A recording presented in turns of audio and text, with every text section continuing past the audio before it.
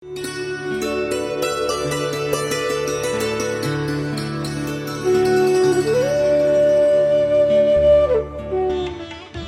श्रीमद् भागवत गीता, पवित्र चारों वेद, पवित्र कुरान शरीफ, पवित्र बाइबल, पवित्र गुरु ग्रंथ साहिब, पवित्र कबीर साहिब की वाणी में छुपे हुए गूढ़ रहस्य अर्थात तत्व को जानने के लिए कृपया अवश्य सुनिए जगत गुरु तत्वदर्शी संत रामपाल जी महाराज के मंगल प्रवचन। जो अच्छी आत्माएं हैं वो देवताओं की पूजा करते हैं, लेकिन है वो शास्त्र विरुद्ध। अब फिर आते हैं पवित्र गीता जी अध्याय नंबर 7 के श्लोक 15 से आगे चलते हैं। अब ऐसे इस पवित्र सदग्रंथ का एक तत्व, एक सार निकलेगा और इस सार के बाद हम अपनी भक्ति को सुचारू कर पाएंगे। अब इसमें क्या कहा कि अर्जुन, मेरी पूजा भी यानी ब्रह्म साधना भी 4 प्रकार के करते हैं। अन्य देवताओं की पूजा, तीनों गुणों की पूजा, ये तो व्यर्थ है ही है, ये तो क्लियर कंसेप्ट हो गया, ये तो करनी नहीं। और कहते जो ब्रह्म साधना करते हैं, जो देवी बता रही है और ये काल भी कह रहा है, वो 4 प्रकार के करते हैं। एक अर्थार्थी, एक आरत, जिज्ञासु और ज्ञानी। अर्थार्थी वो होते हैं जो धन लाभ के लिए वेदों के ही श्लोकों मंत्रों से धार्मिक अनुष्ठान हवन यज्ञ आदि करते हैं। वो कोई और किसी शास्त्र के मंत्र जंत्र का सहयोग नहीं करते। ओम जय जगदीश रे, स्वामी जय जगदीश रे, जय गणेश देवा, इस तरह की आरतियां नहीं करते। वो केवल वेदों के मंत्रों से अनुष्ठान करते हैं। जैसे ये गायत्री मंत्र बना रखा है, ओम भूर्भुवः स्वः, वैसे इस मंत्र के साथ ओम शब्द नहीं लगना चाहिए। ये गलत है बिल्कुल, क्योंकि ये यजुर्वेद अध्याय नंबर 36 का मंत्र 3 है और उसमें ओम शब्द नहीं लगा हुआ है और उसमें पूर्ण परमात्मा की महिमा गाई गई है। वो केवल एक महिमा बताई गई है, उसके पाठ से बार बार जाप करने से केवल ज्ञान यज्ञ का फल मिलता है। और यज्ञ का फल ऐसा समझो जैसे रोगी को ग्लूकोज हो। ग्लूकोज अपना लाभ करती है, लेकिन ट्रीटमेंट जो रोग काटने की दवाई वो न्यारी होती है, भिन्न है। वो ये मंत्र है जो दास आपको बताएगा। तो यहां प्रसंग चल रहा है कि ये क्या बताया है कि अर्थार्थी जो धन लाभ के लिए वेदों के मंत्रों से ही अपने धार्मिक अनुष्ठान करते हैं। आरत संकट निवारण करने के लिए भी वेदों के मंत्रों से ही वो अपना जंतर मंत्र यानी कोई अनुष्ठान करते हैं।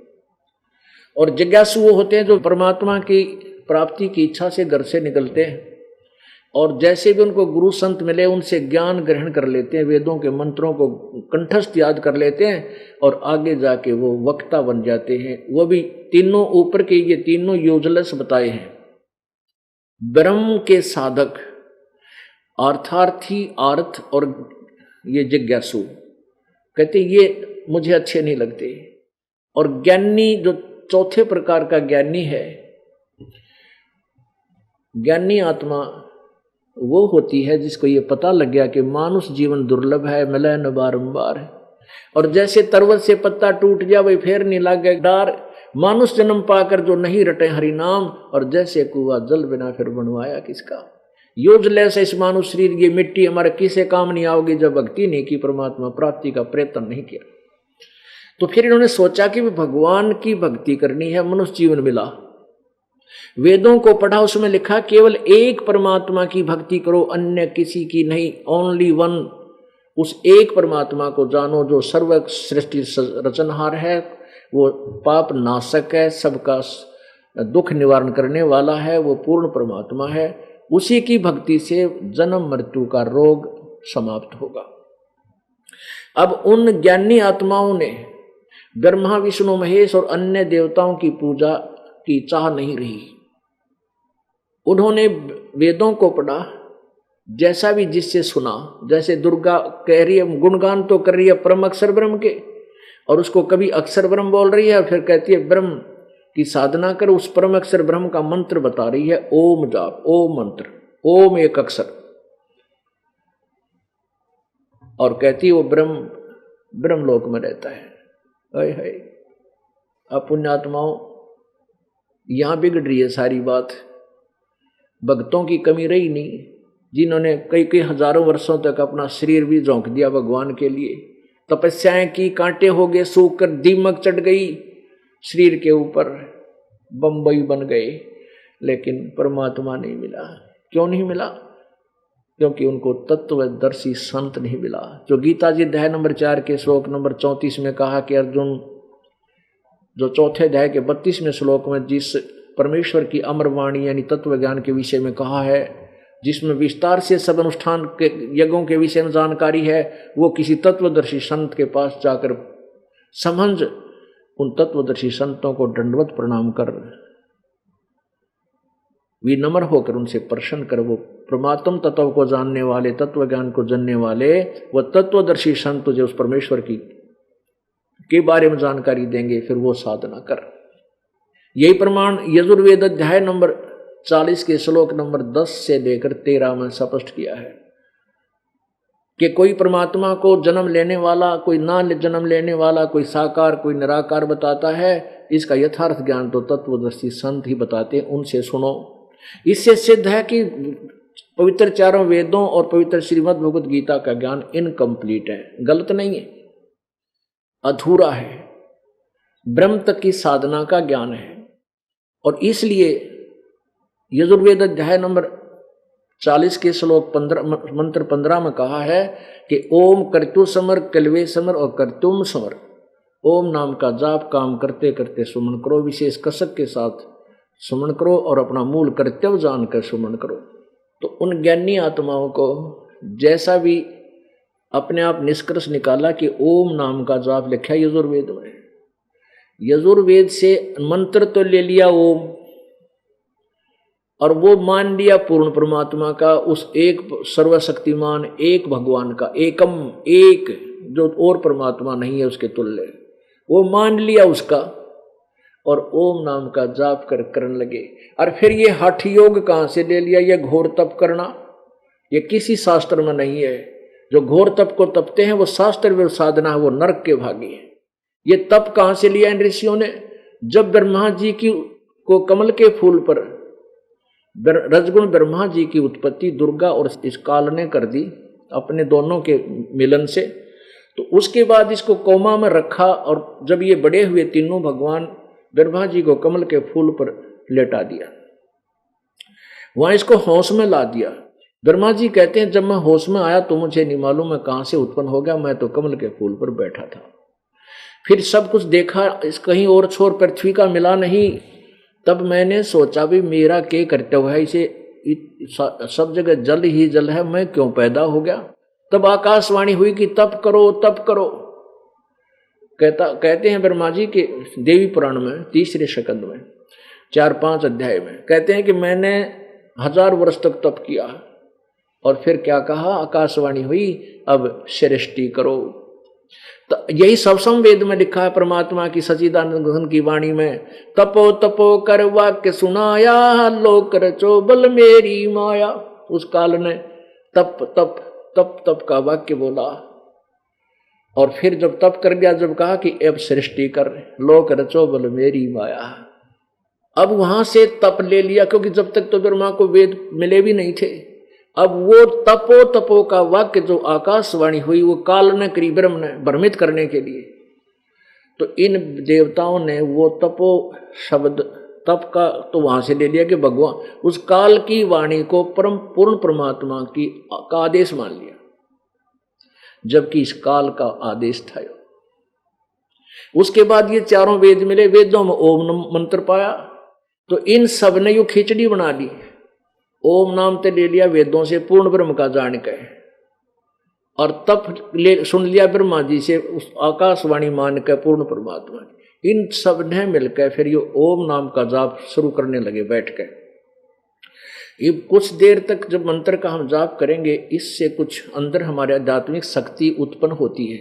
जैसे हम पंप से हवा भरते हैं साइकिल की ट्यूब में, तो धीरे धीरे वो उसमें शक्ति आनी होती शुरू हो जाती है, करड़ापन हो जाता है। तो उसके बाद फिर क्या होता है कि कुछ दिनों के बाद उस ओम नाम के मंत्र से शरीर का ऐसी स्थिति बन जाती है कि गर्मी सर्दी भी कम लगने लग जाती है आध्यात्मिक शक्ति के कारण। फिर ये क्या करते हैं, अपने आप धीरे धीरे अंदर टटोलना शुरू करते हैं। फिर इनका कोई कमल खुल जाता है, ओम नाम का जाप ये उच्चारण करके करते हैं।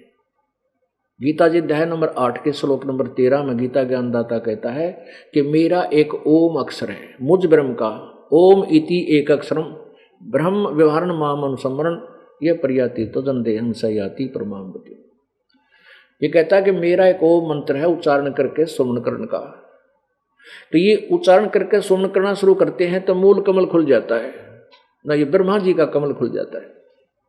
स्वाद चक्र जिसे कहते हैं, सेकंड नंबर नीचे से सेकंड नंबर का। तो इसमें से कोई भी एक कमल, हमारे शरीर में एक चैनल बने हैं, जैसे टीवी में चैनल होते हैं, और जौन सा भी चैनल ऑन हो गया, यदि टीवी ठीक है और कनेक्टेड है पीछे से, तो उसमें उस चैनल के कार्यक्रम आने प्रारंभ हो जाते हैं। किसी में फिल्म चल रही है, कितना कोई झरना बह रहा है, कितना कोई एडवर्टाइजमेंट चल रही है, तो आदमी देखता देखता उसमें काफी समय निकल जाता है। तो ऐसे ही ऋषियों ने साधनाएं की पूर्ण परमात्मा की प्राप्ति के लिए, पूर्ण परमात्मा की भक्ति जानकर, और कर ली काल की भक्ति ब्रह्म की।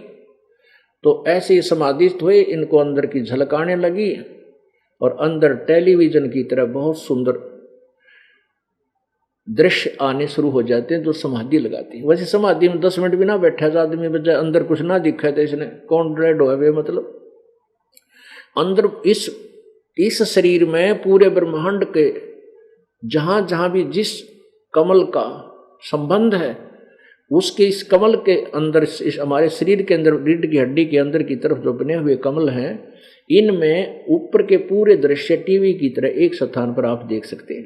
तो ये ऋषि लोग ऐसे देखने शुरू कर दिए ना, आप बिना पता कौन से कमल में कहाँ घूम रहा हूं मैं, तो वो ऊपर के नज़ारे किधर डांस हो रहे हैं, किधर बाजे बाज रहे हैं ऊपर के लोगों के, और किधर झरने बह रहे हैं, किधर कुछ हो रहा है, किधर कुछ हो रहा है। उनको देख देख कर ये काफी वर्षों तक बैठे रहते हैं, और ऐसी अभ्यास, ऐसी आदत बन जाती है। जो ही वो बाहर समाधि टूट जाती है तो बाहर का दृश्य उसको अच्छा नहीं लगता, फिर बाज के फिर अंदर देखते हैं, अब देखूंगा ऊपर क्या है, और वो देख रहे हैं फिल्म, और बैठने से तप बन गया।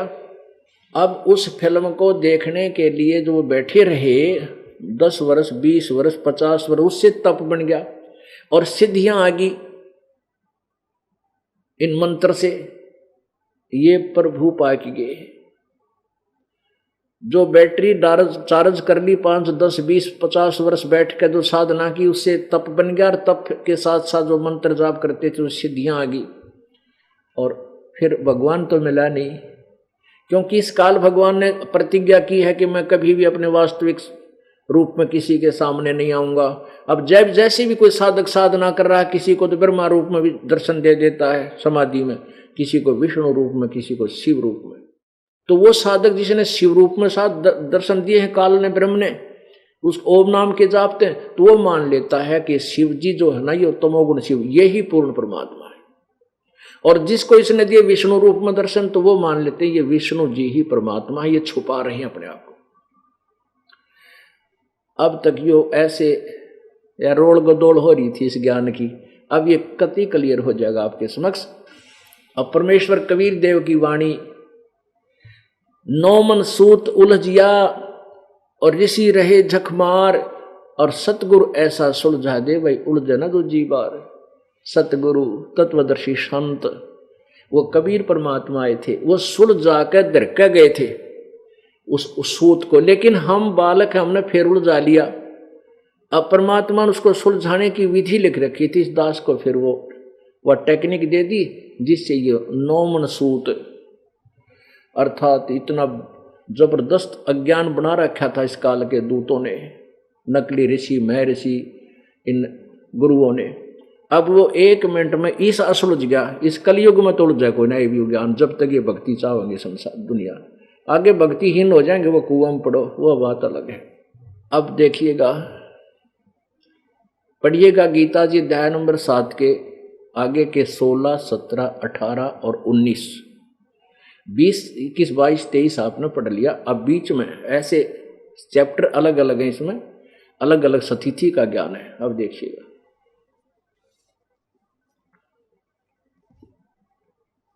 ये जयदयाल गोविंदका द्वारा अनुवादित है। प्रकाशक एवं मुद्रक गीता प्रेस गोरखपुर, गोविंद भवन कार्यालय कोलकाता का संस्थान।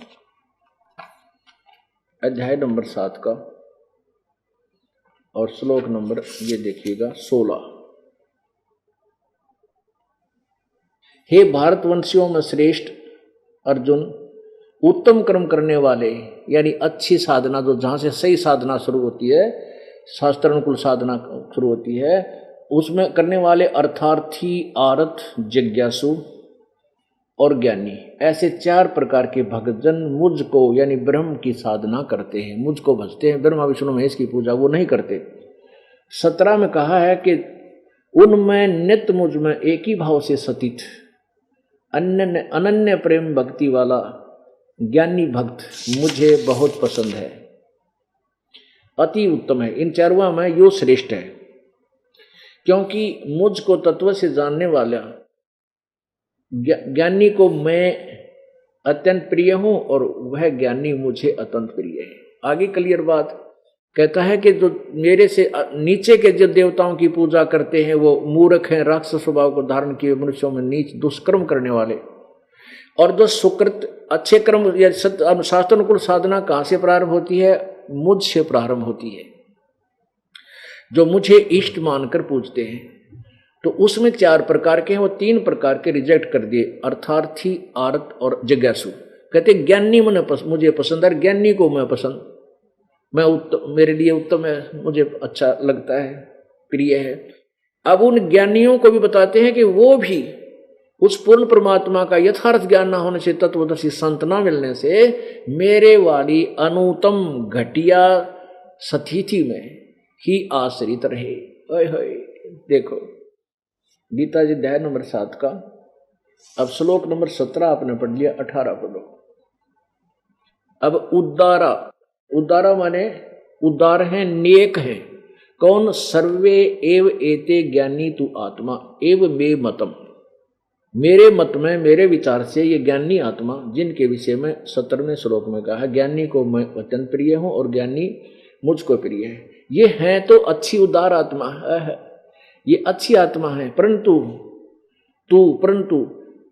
आस्थित है स ही युक्त आत्मा माम एवं अनुतमाम गतिम। ओहो, वो उद्धार तो हैं, बेचारी भगवान प्राप्ति के लिए प्रयत्न कर रही है, सिद्धड़ की बाजी ला रखी है, लेकिन वो परमात्मा की भक्ति में लीन जो अच्छी आत्मा है, वो मेरे वाली अनुतमा माने घटिया अश्रेष्ठ गतिम, मेरे से प्राप्त होने वाली अनुत्तम गति लाभ को में ही आस्थित है। ओए होए, अनुत्तम, इन्होंने अनुत्तम का अर्थ अति उत्तम कर रखा है। अरे तेरा गजब भैया, अनुत्तमाम अति उत्तम। यहां देखिए ये सभी उद्धार हैं। एते सर्वे एव, ये सभी उदार हैं। कौन? ज्ञानी। तू परंतु ज्ञानी तो मेरा स्वरूप ही है। तेरा कैसे घुमा दिया, यह मेरा मत है, मेरा मत है, क्योंकि वह मद तत् मन बुद्धि वाला भक्त अति उत्तम, अनुत्तमा माने ये युक्त आत्मा माने जो भगवान में लगा हुआ भक्त है। ये अनुत्तमा माने अति उत्तम कर दिया, अनुत्तम माने घटिया हुआ, घटिया अनुत्तम, और गति स्वरूप मुझ में ही अच्छी प्रकार स्थित है। तेरा गति। अब इसी की 24 में और लिखा है इसी का अनुत्तम का अर्थ देखिए। ये 24 में ये कहता है कि बुद्धिहीन पुरुष मेरी अनुत्तम माने अनुत्तम, यहां तक अनुत्तम लिख दिया और यहां अति उत्तम कर दिया। अनुत्तमा माने अति उत्तम। अब ये दास बताएगा आपको इसका रहस्य, क्यों अनुत्तम क्यों लिखा। अब यहां क्या बताते हैं, ये उड़ जाने वाले कहां फंसाते हैं इस अपने ज्ञान अड़ंगे को कहाँ उलझाएंगे जो आपको भ्रमित करते हैं। कहते हैं समास के अंदर अनुत्तम का अर्थ होता है जिससे अच्छा कोई और ना हो। अरे तेरा गजब हो। अब जैसे उत्तीर्ण क्या होता है? उत्तीर्ण सफल, पास, और अनुत्तीर्ण असफल, फेल। यदि अनुत्तीर्ण को ये मान के चल ले बालक जो फेल हो गया है, कहता फिरे कि मैं तो सबसे पास हूं, मेरे बराबर कोई पास नहीं, अनुत्तीर्ण। अब कहता रहे उसके कहने से कि वो पास हो जाएगा, वो तो अनुत्तीर्ण शब्द से जकड़ा जा चुका है। ऐसे ही अनुत्तम। और मान लीजिए हम ये सोच कर चलें कि यहाँ, क्योंकि यदि हम उनकी बात को ऊपर रखें कि अनुत्तम का अर्थ यहाँ ये माने कि जिससे उत्तम कोई और गति ना हो, तो फिर 18वें अध्याय के 62वें श्लोक में और 15वें अध्याय के चौथे श्लोक में किसी और बहुत सी जगह है जहाँ पर गीता ज्ञानदाता अपने से अन्य किसी परमात्मा की साधना करने को कहता है। 18 गीता जी अध्याय नंबर 18 के श्लोक 62 में कहा कि अर्जुन तो सर्वभाव से अनन्य मन से उस परमेश्वर की शरण में जा, उस तत्व ब्रह्म की, उस परमेश्वर की शरण में जा जिसकी कृपा से तू शाश्वत स्थान परम शांति को प्राप्त होगा और शाश्वत स्थान यानी सतलोक में चला जाएगा। शाश्वत माने अजर अमर, जो कभी नष्ट नहीं होता, वो सत्यलोक है। ब्रह्मलोक भी नाशवान है, ब्रह्मलोक में गए हुए साधक भी नाशवान है, जन्म और मृत्यु होती है। गीता ज्ञानदाता अध्याय नंबर 4 के श्लोक नंबर 5 और 9 में कहता है कि अर्जुन तेरे और मेरे बहुत जन्म हो चुके, तू नहीं जानता, मेरे जन्म और कर्म अलौकिक है। गीता जी अध्याय नंबर 10 के श्लोक 2 में कहा है गीता ज्ञानदाता ने कि अर्जुन मेरी उत्पत्ति को, मेरे जन्म को न तो ऋषि जन जानते ना ये देवता, क्योंकि ये मेरे से उत्पन्न हुए, क्योंकि ये ब्रह्मा विष्णु महेश काल से उत्पन्न हुए हैं, दुर्गा के संयोग से, और आगे फिर इन्हीं की संतान है ये जितनी संसार सृष्टि है। तो पिता की जन्म को, पिता की इस उत्पत्ति को संतान नहीं जान सकती। दादाजी बताते हैं, डेट ऑफ बर्थ बता देंगे, उनका सारा विवरण बता देंगे। तो पूर्ण परमात्मा कबीर देव जो हम सबका पिता है, परम पिता है, उन्होंने आकर के ये सारी हिस्ट्री बता रखी है पहले अपनी उस सच्चिदानंद घन की वाणी में, अपने कबीर वाणी में वो पहले लिख रखी भगवान ने, जो आज सब सदगण समर्थन दे रहे हैं उसको। तो पुण्यात्माओं, यदि हम यहाँ ये मानकर चले, इससे सिद्ध है कि गीता ज्ञान दाता का भी जन्म मृत्यु होती है, और जब तक जन्म मृत्यु है जीव सुखी नहीं होता। और ये खुद कहता है कोई और परमात्मा है, उसकी साधना करने से फिर उसका ज्ञान हो जाएगा, तो फिर वो जन्म मृत्यु से ही छूटने का प्रयत्न करता। अब आइए फिर एक बार पहले इस अनुत्तम गति क्यों कही, इस कंसेप्ट को क्लियर करते हैं। अब ये ज्ञानी आत्मा जिनको ये ज्ञान हुआ कि भाई मनुष्य जीवन बार बार नहीं मिलेगा और जय हाथ से छूट गया या बात बिगड़ जाएगी, तो उन्होंने वेदों के अतिरिक्त कोई शास्त्र नहीं छेड़ा, वेदों को पढ़ा, वेदों से निष्कर्ष निकाला कि इसमें ओम नाम का जाप है। और वेदों का ज्ञाता ब्रह्मा जी को माना जाता है, क्योंकि सबसे पहले वेद ब्रह्मा जी को प्राप्त हुए थे। तो ब्रह्मा जी से ज्ञान सुना, ओम नाम का जाप उन्होंने पूर्ण परमात्मा का मान लिया, और उधर से ब्रह्मा जी ने आकाशवाणी जो काल की हुई थी तप करो, वो तप करने का आदेश भी साथ जोड़ दिया। 17वें अध्याय का 5वां श्लोक और दिखा देता हूं आपको। उसमें क्या लिखा है कि जो शास्त्र विधि को त्याग कर जो घोर तप को तपते हैं। अध्याय नंबर 17 का श्लोक नंबर 5। अब 4 तक तो अपन पढ़ ही लिया था। जो सात्विक हैं वो देवताओं की पूजा करते हैं, अच्छी आत्मा जो हैं अच्छे स्वभाव के, वो अन्य उपासना तक कर रहे हैं, वो डले तो ढो रहे हैं, लेकिन वो देवताओं तक की पूजा करते हैं। आगे देखो 5वें में कहा कि जो मनुष्य शास्त्र विधि से रहित अशास्त्र विहितम केवल मन कल्पित घोर तप को तपते हैं, दंभ और अहंकार से युक्त, कामना आसक्ति और बल से अभिमान से युक्त हैं। 6 में कहा कि वो शरीर रूप से सतीत, भूत समुदायों को और अंतःकरण में सतीत मुझको भी क्रश करने वाले हैं, उन अज्ञानियों को असुर स्वभाव के जान।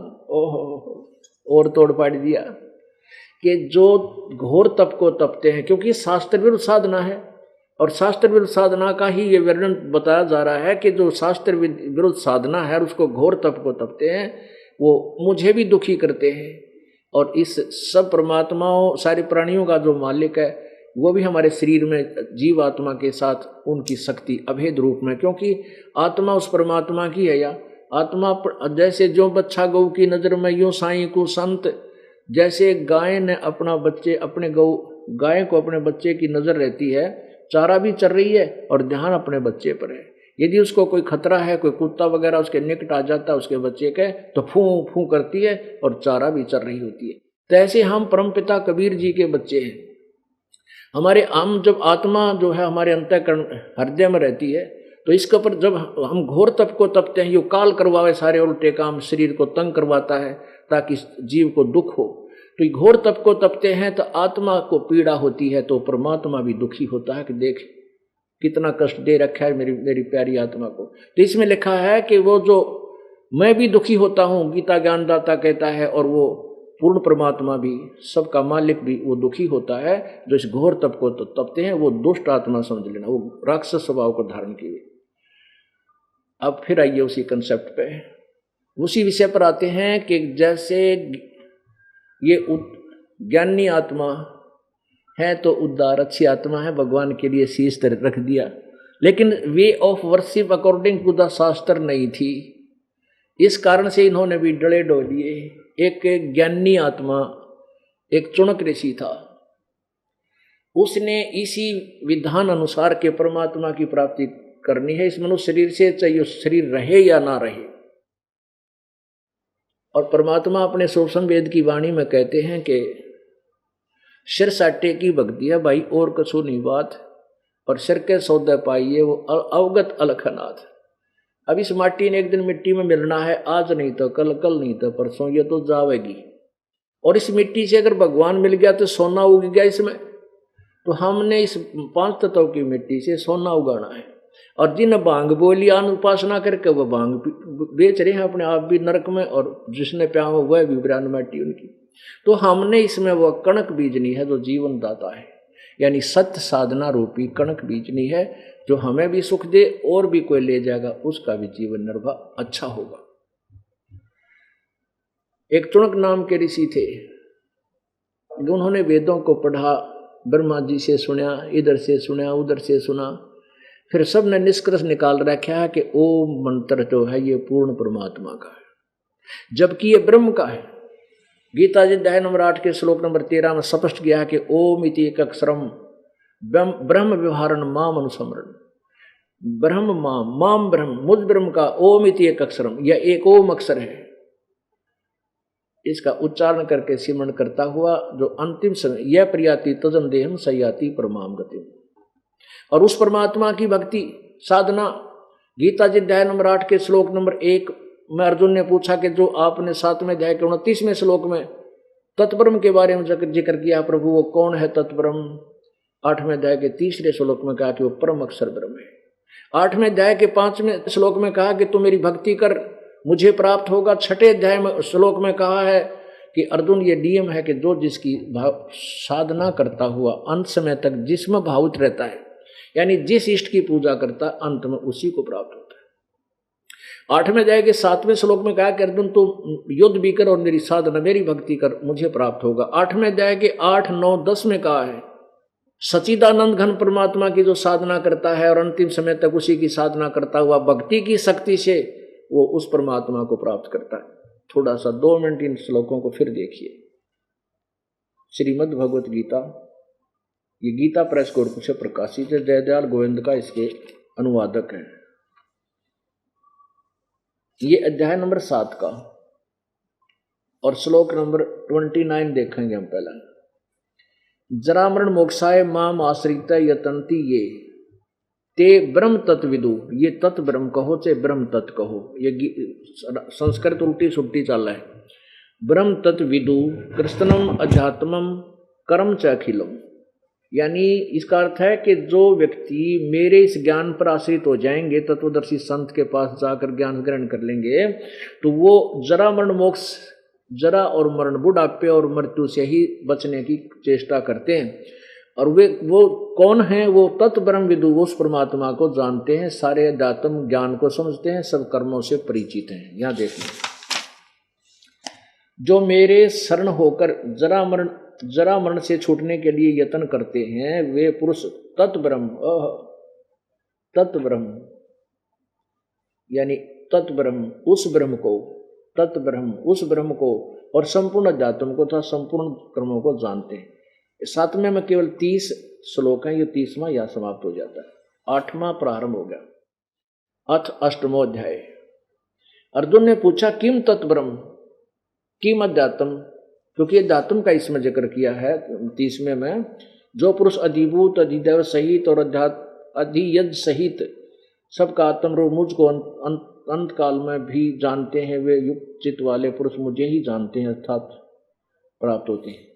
तो यहाँ पूछा है प्रथम में कि किम तत्ब्रह्म, 8वें के प्रथम में किम तत्ब्रह्म किम अध्यात्म किम कर्म पुरुषोत्तम अधिभूतम च किम प्रोक्तम अधिदेवम किम उच्यते। उत्तर दिया है इसका, हे पुरुषोत्तम तत्ब्रह्म, वह ब्रह्म क्या है, वह ब्रह्म क्या है, तेरे से न्यारा वो परमात्मा और कौन है।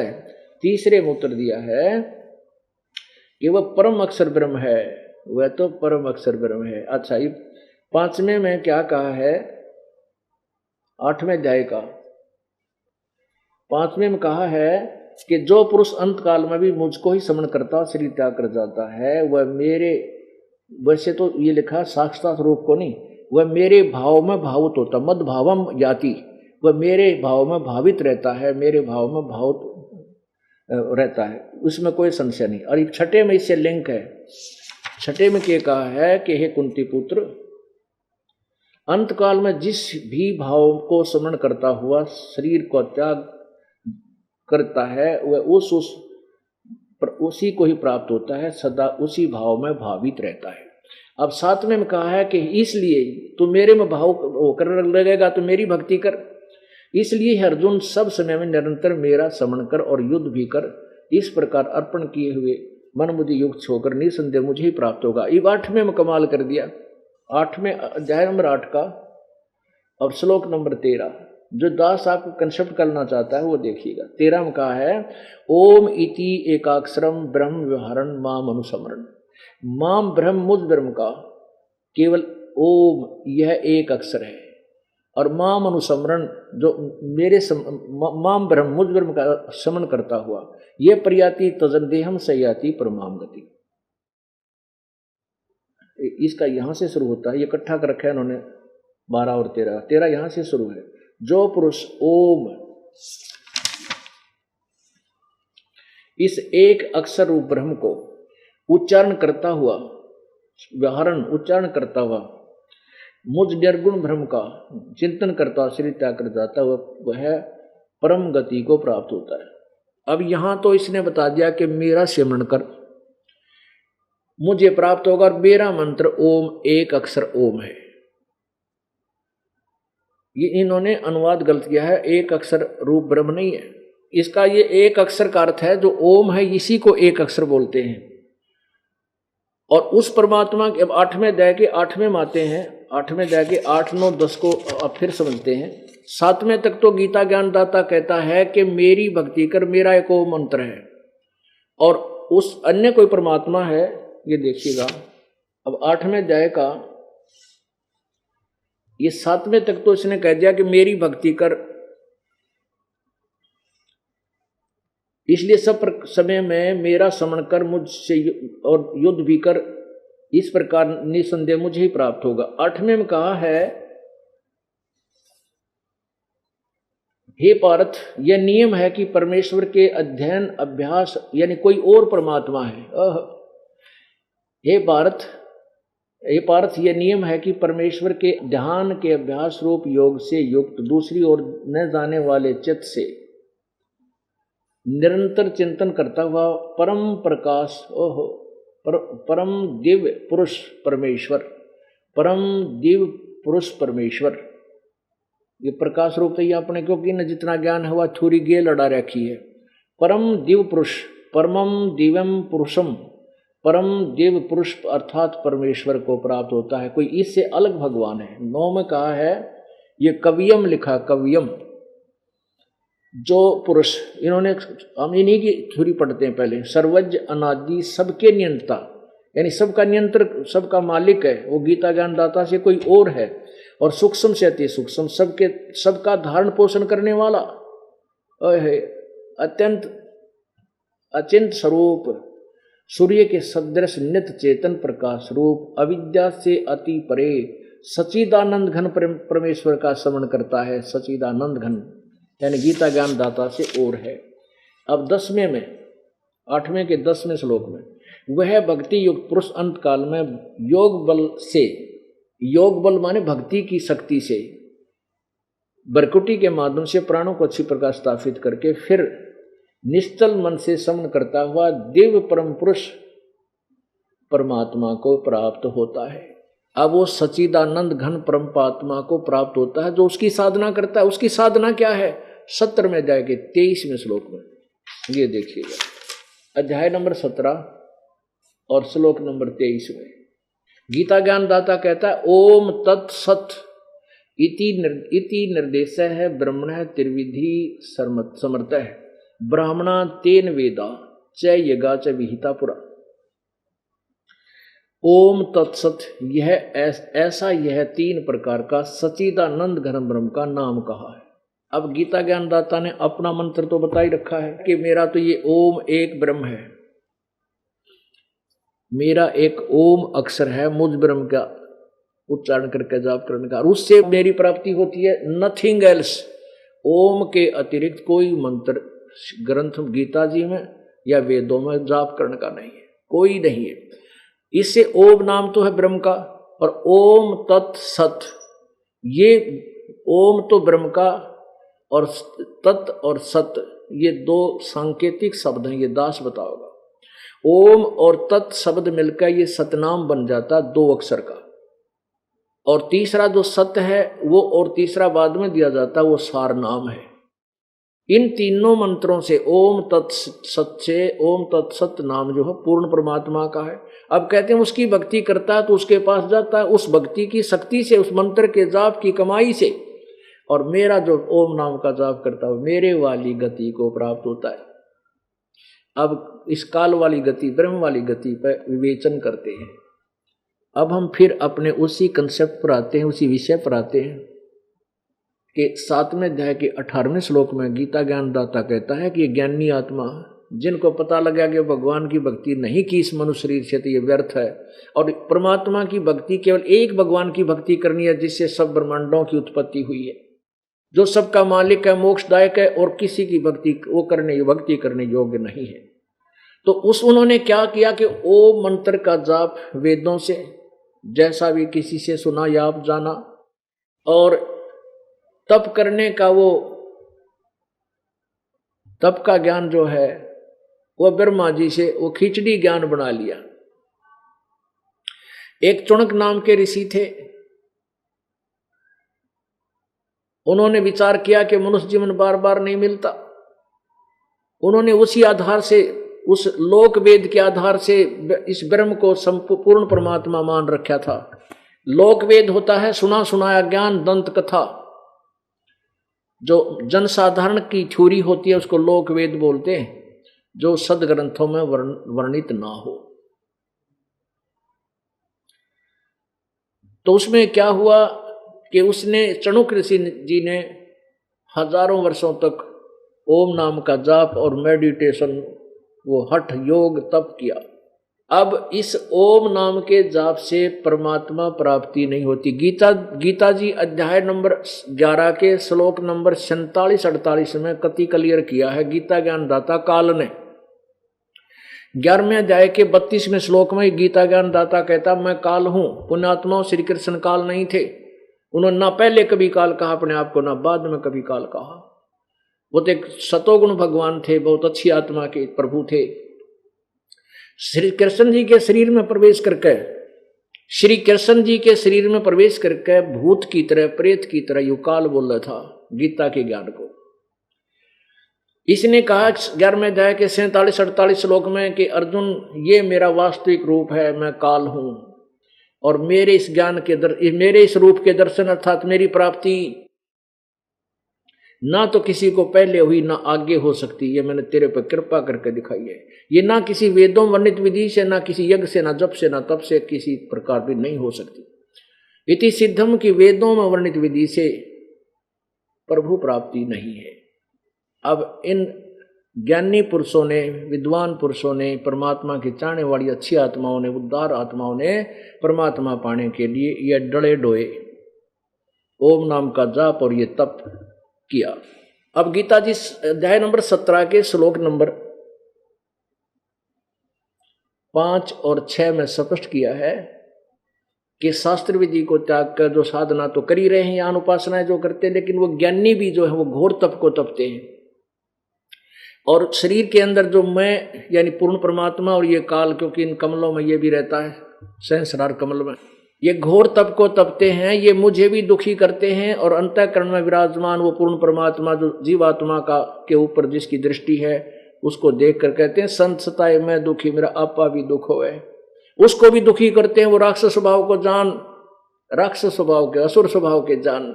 अब इनको भी असुर स्वभाव में गिन दिया जो ब्रह्म तक की साधना करते, ब्रह्म तक की मीन जो हठ योग करते हैं। अब चुनक ऋषि थे, उन्होंने वेदों से तो ले लिया ओम मंत्र और हठ योग ले लिया ब्रह्मा जी की सुनी सुनाई आकाशवाणी इस काल की, वो तप किया और साथ में किया योग ओम तप, तो परमात्मा तो मिला नहीं। कुछ दिनों के बाद क्या होता है, ऐसे साधक के वचन में शक्ति आ जाती है और किसी को कह देता है तेरी टांग टूटेगी, वह टांग टूट जाती है। किसी को कहता है तेरा बच्चा मरेगा, क्योंकि उसको कुछ उसके अंदर से जितनी रेंज होती है उतनी दिव्य दृष्टि खुल जाती है। उसमें भविष्य में होने वाले कुछ उसके कर्म वो बता सकता है, क्योंकि ये पहले ऑलरेडी फिल्म बनी हुई हमारे अंदर डिपॉजिट है, जो तेरे साथ जो बीतेगी जीव के साथ। तो लोग अन्य प्राणी उनको समझ लेते हैं, यो महात्मा के तो चाड़ा पड़ा है, तो भगवान ने पड़ा है, देखो भविष्य की बता दी। और किसी को बद्दुआ दे देता हुआ भी फल जाती है, क्योंकि उसने जो बैटरी चार्ज की थी अब उसने वो डिस्चार्ज करने पर ला दिया काल ने भ्रमित रखे हुए सब प्राणियों को। अब चुनक ऋषि जैसे ऐसे कई चमत्कार हो गए, तो और दूसरे साधक संत ऋषि और आसपास के ग्रामीण लोग उसको देवता मान के, भगवान मान के उसके गुणगान लगे हुए। चुनक जैसा सिद्ध पुरुष हमने नहीं देखा, चुनक ऋषि जैसा। अब चुनक ऋषि को अहंकार हो गया। गीता जी अध्याय नंबर 17 के श्लोक 5-6 में स्पष्ट लिखा कि वो अहंकार से युक्त हो जाते हैं वो लोग। अब उसमें अभिमान हो गया कि मैं तो मेरे जैसा कोई है नहीं, मेरे वचन में ये शक्ति, मैं ये कर दूं, मैं वो कर दूं। एक मानधाता चक्रवर्ती राजा था। चक्रवर्ती मीन पूरे पृथ्वी पर जिसका शासन हो, पूरी पृथ्वी के शासक को चक्रवर्ती राजा कहते हैं। और वो चक्रवर्ती राजा क्या करता है, कुछ समय के उपरांत 1 वर्ष में, 2 वर्ष में, 4 वर्ष में एक अपना घोड़ा छोड़ देता है, जिस पे वो स्वयं सवारी करता, जो राजा का घोड़ा होता स्पेशल। और उसके गले में एक पोस्टर चिपका दिया जाता है, पट्टी बांध के पट्टी लटका दी जाती है। उस पे लिखा होता है कि जिस नरेश ने, जिस छोटे राजा ने चक्रवर्ती राजा की अधीनता स्वीकार नहीं है, वो इस घोड़े को बांध ले और युद्ध के लिए तैयार हो जाए। और राजा के पास उसमें लिख दी जाती है 72 अक्षौणी सेना है, ऐसा लिखा हुआ। वो घोड़ा पूरी पृथ्वी पर घूम कर वापस आ गया, किसी की नहीं पकड़ा किसी ने, सबने चक्रवर्ती राजा मानदाता की पराधीनता स्वीकार कर ली।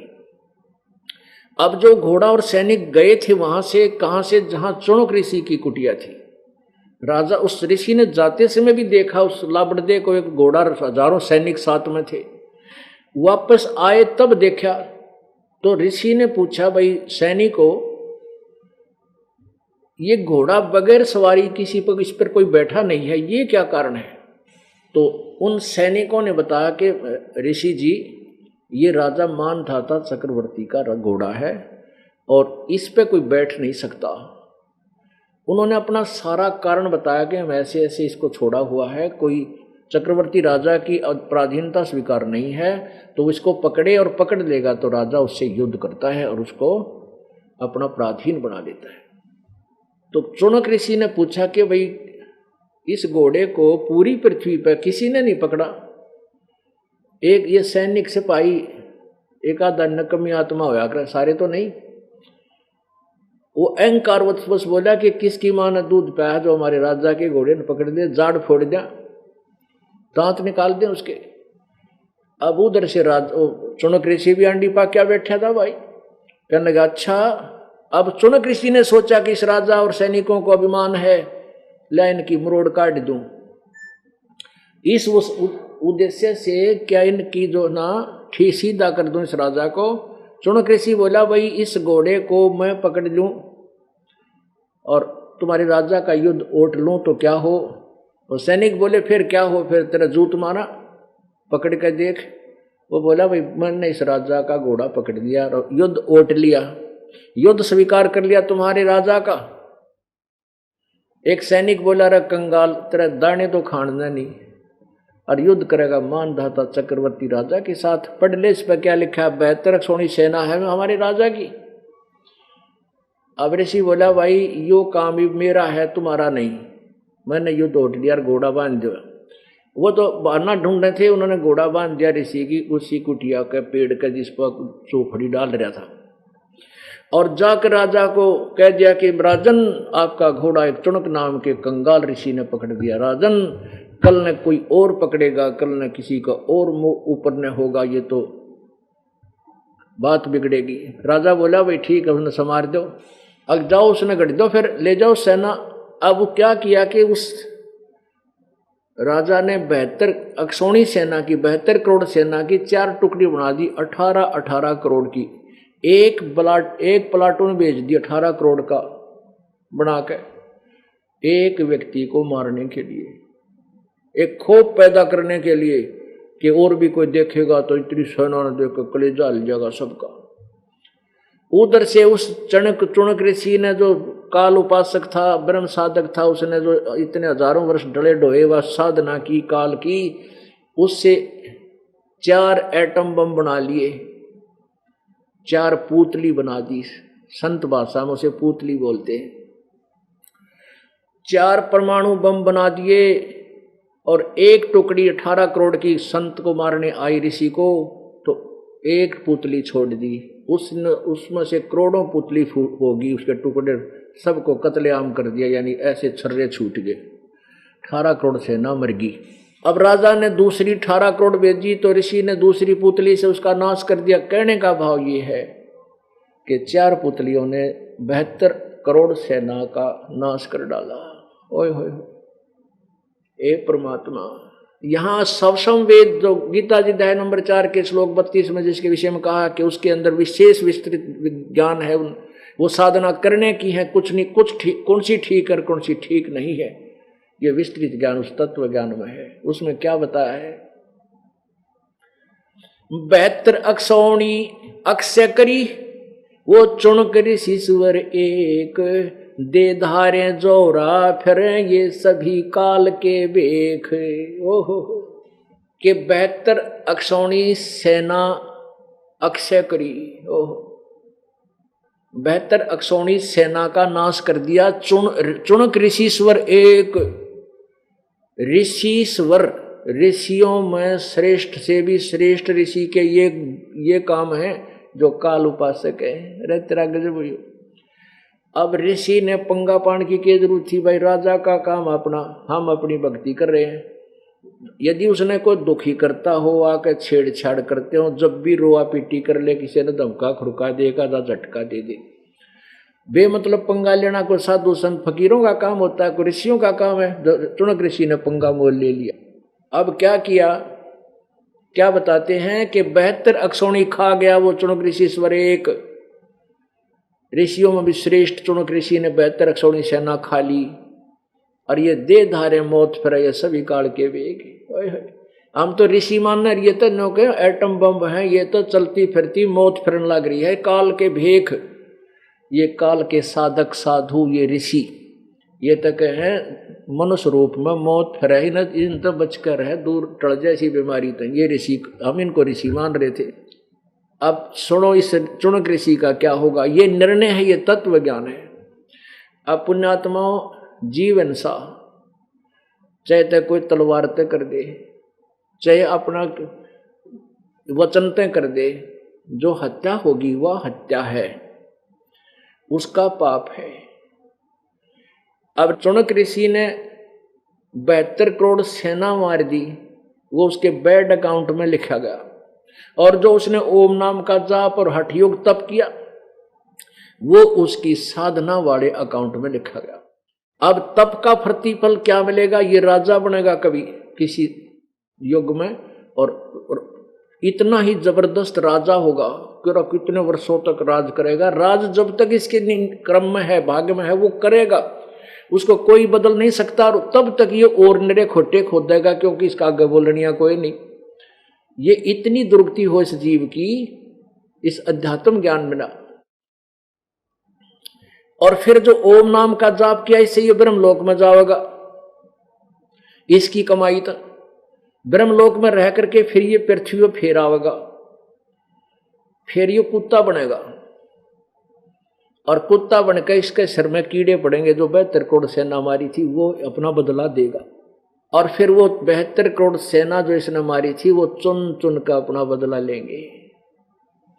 इसलिए लिखा 7वें अध्याय के 18वें श्लोक में कि मेरी साधना भी अनुतमाम अति श्रेष्ठ है, और ये ज्ञानी आत्मा है तो उदार, लेकिन मेरे वाली उस घटिया साधना में आश्रित रहे। क्योंकि अब 7वें अध्याय के 19वें श्लोक में स्पष्ट किया है, कहते बहुनाम जन्मानाम अंते ज्ञानवान माम प्रपद्यते, और वासुदेव सर्वमिति स महात्मा सो दुर्लभ है। बहुत ही जन्मों के अंत के जन्म में कोई ज्ञानी आत्मा ब्रह्म तक की साधना तक बुद्धि जाती है और उसकी याद रुकती होती है, लेकिन वासुदेव सर्वमिति स महात्मा सो दुर्लभ है। ओए होए, ये बताने वाला कि ना ब्रह्म पूजा के योग्य है, ना ब्रह्मा विष्णु महेश की पूजा से पूर्ण लाभ है, ना परब्रह्म पूजा से लाभ है। केवल उस वासुदेव, वासुदेव का अर्थ है सर्वगतम ब्रह्म, जो सर्वव्यापक है, सबका मालिक है, जो कुल मालिक है, जो अनंत कोट ब्रह्मांड का स्वामी है, वही सर्वम, वही सब कुछ है, वही पूजा के योग्य है, वही पापनाशक है, वही मोक्षदायक है। ये बताने वाला संत तो तुम्हें मुश्किल से मिलेगा। तो पुण्यात्माओं, वो ये दास आपके पास परमात्मा ने भेज दिया, अब इसका लाभ उठाओ और कल्याण कराओ। बोलो सतगुरुदेव।